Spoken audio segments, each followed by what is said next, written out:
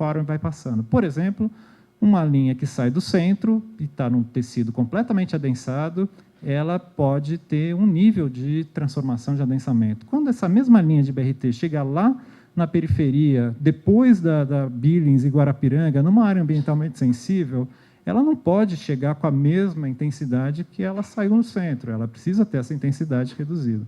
Então, a intensidade de otimização vai se relacionar com aquilo que está ao lado dela. Essa aqui é a lógica.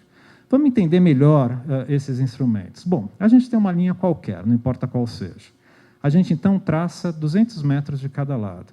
E aí a gente está fazendo isso e vai entregar no projeto de lei para a Câmara, já com esses quarteirões gravados, a gente determinou o seguinte: todo quarteirão contido nessa faixa, ainda que parcialmente fora da faixa, ele passa a ser incorporado nela. E, quando a linha passar no meio de um quarteirão, um segundo quarteirão ao longo de uma linha, a gente não pode passar uma macroárea no meio de um lote, no meio de um quarteirão. Como é que eu vou regular isso, né? Quer dizer, 70% do meu lote eu posso fazer isso e 30% aquilo, não dá certo. Então, a gente pega e expande para que a gente grave o quarteirão inteiro, para sempre a gente ter como unidade de projeto, unidade de regulação, o quarteirão e não mais o lote. Porque isso vai permitir a gente pensar outros mecanismos de cidade, evitando uma coisa que é muito comum, ou minimizando o impacto de intervenções isoladas em lote, que, de repente, num mar de casinhas, surge um pirulitão lá de um edifício e tal. Pensar a unidade mínima lote é muito problemática para a cidade, a gente precisa pensar diferente. Bom, isso vai resultar um desenho que é muito irregular e que vai responder a essa lógica, né? E, sobre esse desenho, que vai constar do corpo da lei, a gente vai estabelecer regramentos específicos. Qual que é a lógica? Eu passo nas macroáreas, cada macroárea tem uma característica, e eu vou, então, colocar índices urbanísticos diferentes para o eixo e para fora do eixo. Com qual princípio? No eixo, eu vou querer intensidade de cidade, intensidade de ações, eu vou querer otimizar os investimentos, e, em contrapartida, fora do eixo, o que eu quero? A cidade, a gente quer garantir que áreas da cidade possam ser, digamos assim, rebaixadas, possam ser mais tranquilas, que possam justamente ou resguardar a vida de bairro já existente, a identidade de bairro já existente, ou até criar em áreas novas essas mesmas características. Então, na verdade, é uma estratégia que, em vez de homogeneizar a diversidade de investimentos e de transformação que a gente está vendo, tenta concentrar aonde a oferta de transporte é boa, onde a oferta de investimento e equipamentos públicos é boa, de um lado, e do outro, tentando rebaixar os interstícios, os miolos entre essa grelha. Essa aqui é a lógica.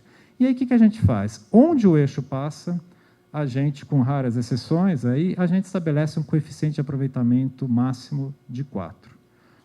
E sendo que o coeficiente básico para toda a cidade é 1. Como é que eu saio de 1 e chego a 4? Mediante pagamento de outorga onerosa. O que é isso? É um pagamento que o empreendedor tem que fazer para poder construir além do básico. E para que serve isso? Para a prefeitura enriquecer? Absolutamente. Serve justamente para que a prefeitura possa canalizar esse dinheiro em ações que construam a cidade. Porque ninguém mora na casa, ninguém mora no apartamento. A gente mora na cidade. E, quando eu saio da minha casa, eu quero uma calçada boa, uma rua arborizada, eu quero serviços públicos perto, eu quero ter a área de parque. Para isso, a prefeitura precisa de recursos. Então, essa é uma forma da gente equilibrar os investimentos da cidade e a gente poder, para além de oferecer uma moradia, oferecer cidade para todo mundo. Isso é super importante. Bom, como é que a gente faz no miolo? O coeficiente básico continua sendo 1 e a outorga é 2. E eu posso chegar até 2 mediante isso. E ponto, né? Dessa forma, eu passo a ter essa diversidade necessária e desejável na cidade. Esse corredor, esses instrumentos, já estão previstos no plano diretor. Mas alguém vai falar, poxa, mas a linha laranja do metrô não foi licitada ainda. Bom, então, esses instrumentos, essa regulação não está ativada. Quando é que ela passa a ser ativada? Quando a gente tiver a licença ambiental tiver o empenho, a verba empenhada, e a gente tiver a ordem efetiva de serviço de comércio da obra. De forma que a gente, então, vai estabelecer um mecanismo auto-aplicável que acompanha os processos no tempo da cidade. É impossível a gente prever como e quando é que a gente vai fazer todas as transformações. Então, a gente está criando uma lógica que associa o investimento em mobilidade e investimento em infraestrutura pelo público com a possibilidade de transformação urbana. E aí, inclusive, a lógica de capacidade de suporte fica relativizada, ou senão cai por terra, porque, a gente não está calculando a capacidade de suporte pelo sistema viário, que a gente sabe que nunca vai se resolver na face da terra, e a gente está calculando tudo isso a partir da oferta de equipamentos e de transporte público, e que isso só é ativado quando, de fato, o transporte vai ser instalado. Então, a gente está fazendo um casamento muito feliz e muito oportuno, que permite a gente ter formas de regular a transformação da cidade ao longo do tempo e não de forma estática, porque o tempo muda muito as coisas e a gente tem que ter previsão, jogo de cintura, para poder acompanhar os ritmos políticos e econômicos que são sempre imponderáveis. Então, essa é a lógica que está por trás desses corredores. Ops. Bom, de forma que, então, estou trazendo aqui só para a gente ver quanto é que isso a gente está pensando de transformação da cidade. Na verdade, todas essas linhas ocupam uma fração apenas do território da cidade, e os nossos cálculos iniciais mostram que deve estar entre 10% a 20% apenas as oportunidades de transformação desses eixos ao longo deles próprios. Entretanto, se a gente multiplica por 400 quilômetros de corredores, por os 300 e tantos quilômetros de metrô que o Estado quer fazer, por esse coeficiente, a gente vê que a gente vai ter condição de oferecer aquele espaço que a cidade precisa para equacionar o seu déficit. Ao longo de quanto tempo? Ao longo de 20, 30 anos, dependendo do contexto econômico aí da cidade. Então, a gente está prevendo um conjunto de ações para dar a base de infraestrutura nos 10 primeiros anos de investimento para a cidade poder ir se renovando ao longo de 20, 30 anos. É, de fato, uma visão de cidade a longo prazo, como não pode deixar de ser. Cidade é algo muito difícil e custoso do ponto de vista financeiro e de tempo para se realizar. Entretanto, a gente tem, esse diagrama mostra, quero chamar a atenção mais uma vez, em que a gente vai ter garantido uma diversidade de formas de vida na cidade. Aqueles que querem e precisam ter uma relação urbana, de fato estruturar o seu cotidiano no transporte público, que precisa botar as crianças na escola pública, que quer tudo isso à mão, facilitado, bem localizado nos eixos de mobilidade, tenderá a escolher esses eixos urbanísticos como local prioritário e mais qualificado de vida. Aqueles que quiserem ter uma casa ou que quiserem ter uma outra condição, terão, no restante da cidade, inúmeras formas de oferta de outras expressões de vida que não apenas aquelas nos corredores. Então, vocês podem ver a quantidade de interstícios, de vazios, de miolos entre essas redes, que a gente quer, por sua vez, mantê-los como algo que vai construindo algo que é muito importante para a gente, que é a construção da nossa memória coletiva, a nossa memória de cidade, tão rara e tão difícil aqui em São Paulo.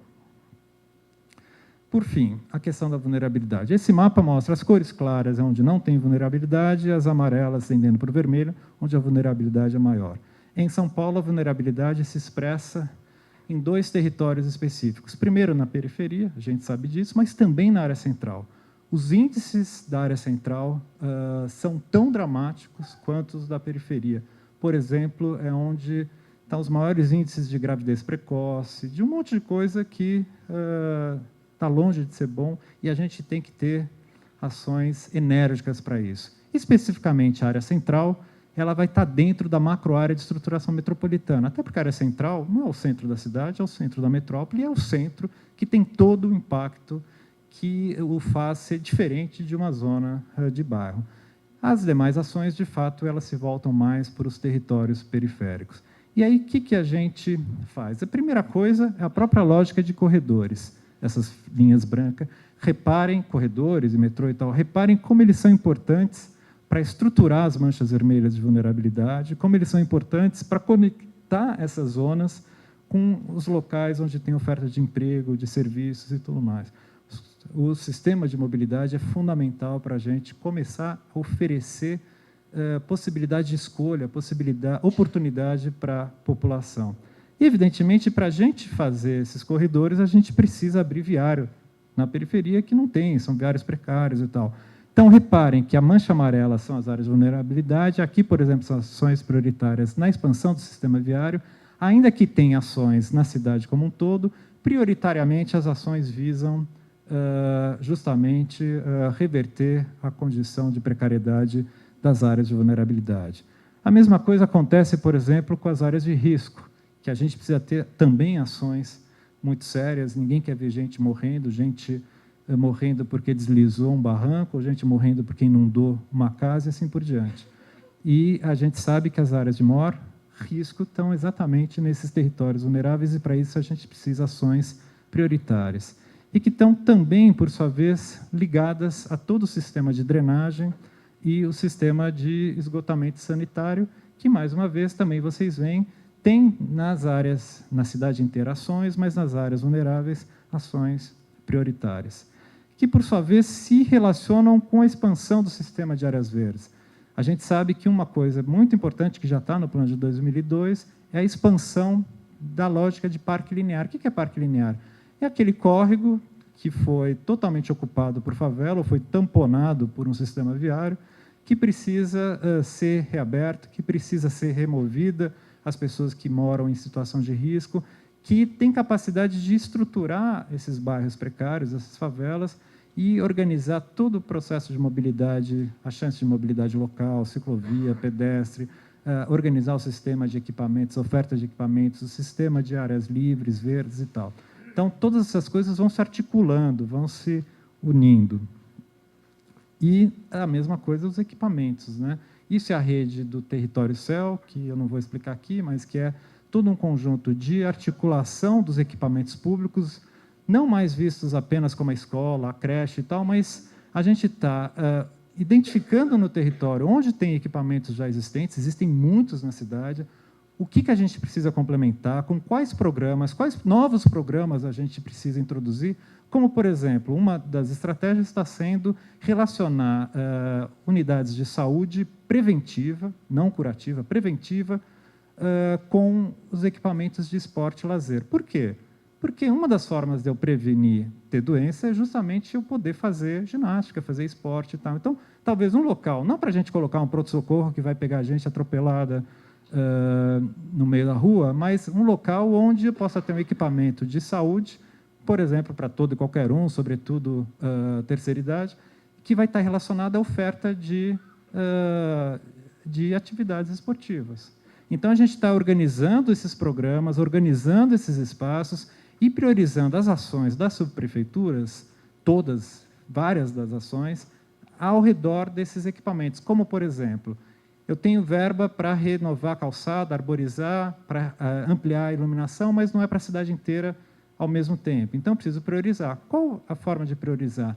Aquelas ruas que vão ligar cada um dos equipamentos, onde eu vou colocar uma iluminação maior, eu vou mudar a calçada, eu vou arborizar, para que todo e qualquer cidadão, sobretudo as crianças, percebam que é por aí que eu posso andar de forma mais segura, que eu posso reconhecer que são caminhos que me levam aos equipamentos, que, seguindo essa trilha, eu vou chegar em algum lugar que tem uma importância, um significado para mim. Isso tudo é muito importante, porque eu preciso oferecer condições da população ter acesso aos serviços, ter acesso à educação, para que eles possam, todos nós, de fato, nos lançarmos para uma outra condição que não a atual.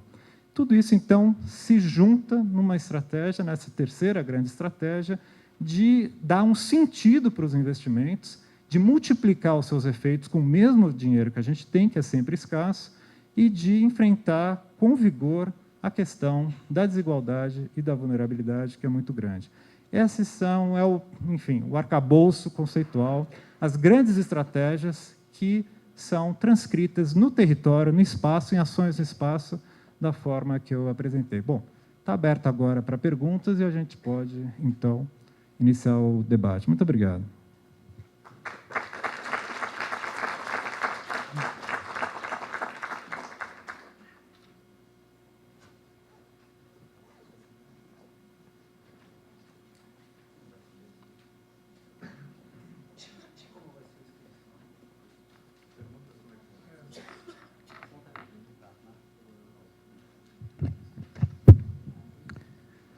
Bom, nós já temos aqui 3 inscrições. Para quem tiver interesse em fazer inscrição, o pessoal está com essa filipeta, então vocês preenchem o nome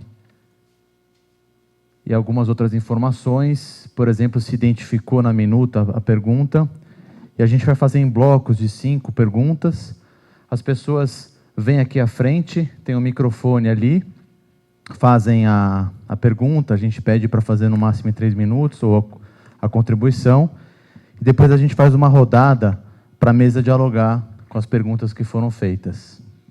Então, eu já peço que os 3 que eu tenho aqui, José Polici Neto, João Pedro Rosim e Oswaldo Ribeiro Santos, que esses 3 na sequência já se preparem para fazer uso da palavra. Isso, me pediram para o pessoal que fizer a pergunta, por favor, vier aqui para cima. Então, eu peço que utilizem ali aquele acesso lá do lado direito do palco, por favor, porque aí facilita para a filmagem, porque o evento está sendo transmitido. Então, as pessoas podem, inclusive, acompanhar e é melhor para a iluminação. Então, por favor, José Polici Neto.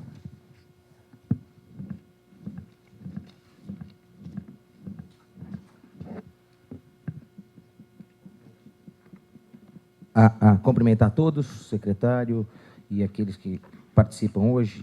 Eu vou me ater exclusivamente ao artigo 62 para tentar rebater um pouco a apresentação ao texto.